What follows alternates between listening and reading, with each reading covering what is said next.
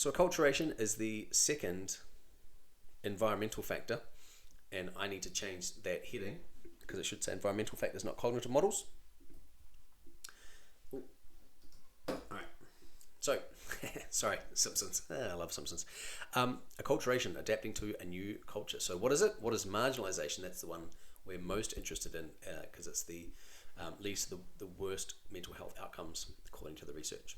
Okay, they can share their opinions and you can prompt a class discussion if you like. Key terms quiz of 10 definitions in the workbook. Can students define them?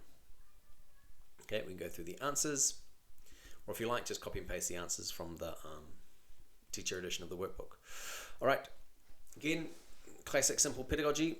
Get them to think, but with some scaffolds. So can they remember this chart and fill it in? I really feel like this is like my approach to teaching in a nutshell would be, I'd say, like it's this activity.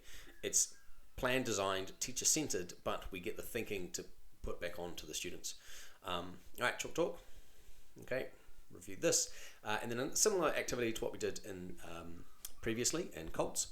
Students read the summaries, and firstly, can they identify which acculturation strategy was adopted, and can they think who was the most at risk for depression? All right, blind vote. I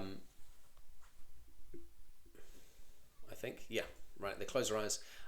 Who do they think was most at risk for depression? So that just reduces conformity effects. And then any thoughts why? Okay, according to the research, it should have been Mateo.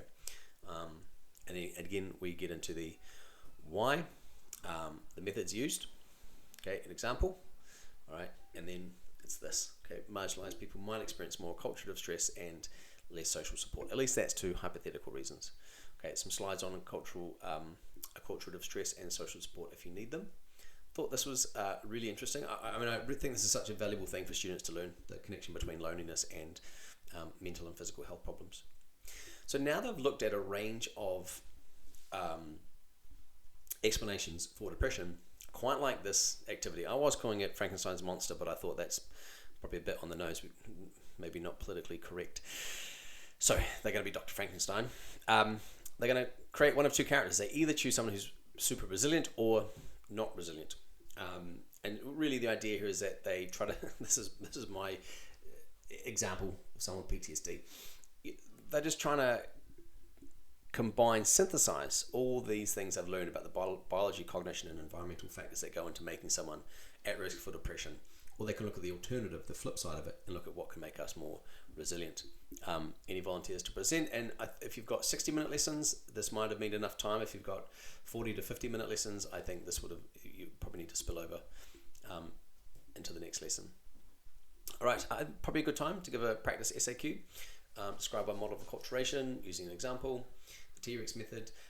And just on this note about assessments, I can't dictate the summative assessments for you to use in your unit, and so you'll need to be bringing it in yourself, adapting it.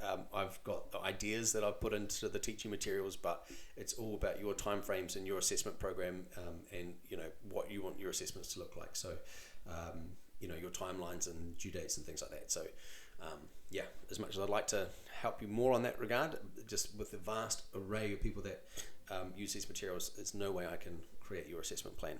Sorry. Okay, now we've done the causes. Now we get into treatments.